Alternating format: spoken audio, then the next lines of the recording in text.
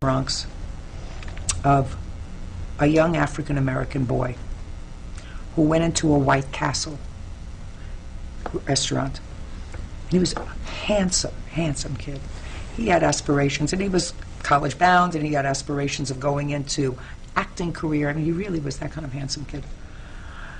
And these 5 white thugs took issue with him being in their neighborhood having a hamburger at the White Castle. And they beat him up, knocked out his front teeth. He's a mess. Survived, but a mess.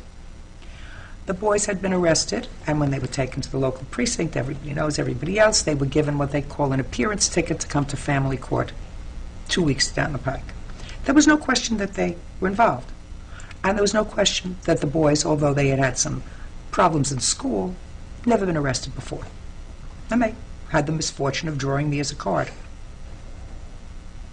And I was going to make it my mission to torture them for as long as I possibly could.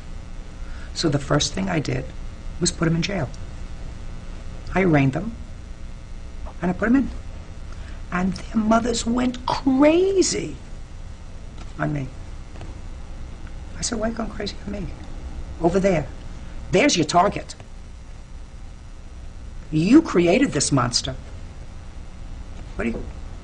And I kept them in for as long as I could. I did the trial, I did a dispositional hearing, I kept them in for about 2.5, 3 months. And I knew that at sentencing, all of the probation department, everybody else said, you know, that these kids are basically, you know, they had a bad incident, a bad day. And I knew I couldn't put them away for 3 years, even though I convicted them of a serious crime. But I knew that I could put them away for 18 months, which I did. Was it a good lesson? It taught everybody a lesson. These 4 kids, I don't know what they learned from the lesson, but their friends learned. And their parents learned.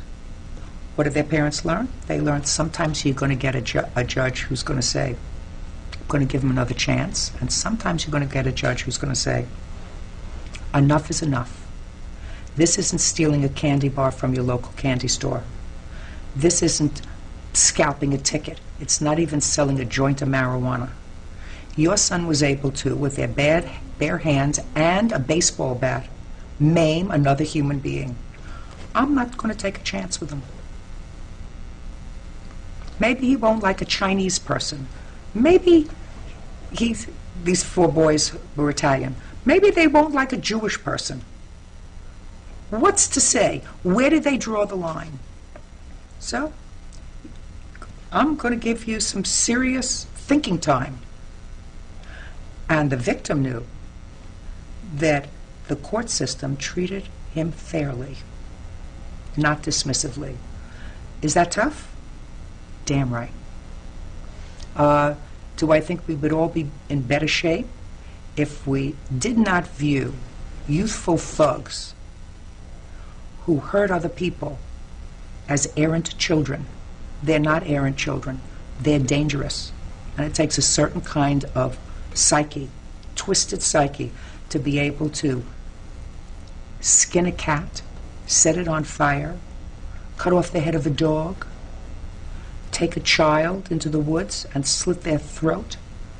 You had a 15-year-old girl who admitted taking her 9-year-old neighbor and slitting her throat from ear to ear because she wanted to see how it felt.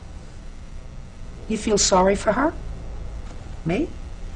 I feel sorry for the 9-year-old. That's where my sympathy lies. And for the parents of the 9-year-old, do I feel sorry for the 15-year-old's parents? Yes, they should have caught it sooner. That's their responsibility. They were out to lunch. So does that make me tough? It does. Did you relish that reputation, that title, as America's toughest? Did I relish it? I don't know. I don't think I relished it, but I didn't mind it. I didn't mind it. I never acted out of being mean-spirited. You know, I mean, I had appeared before judges who were just mean-spirited. You said yes, black, they said white, yes, no, right, wrong.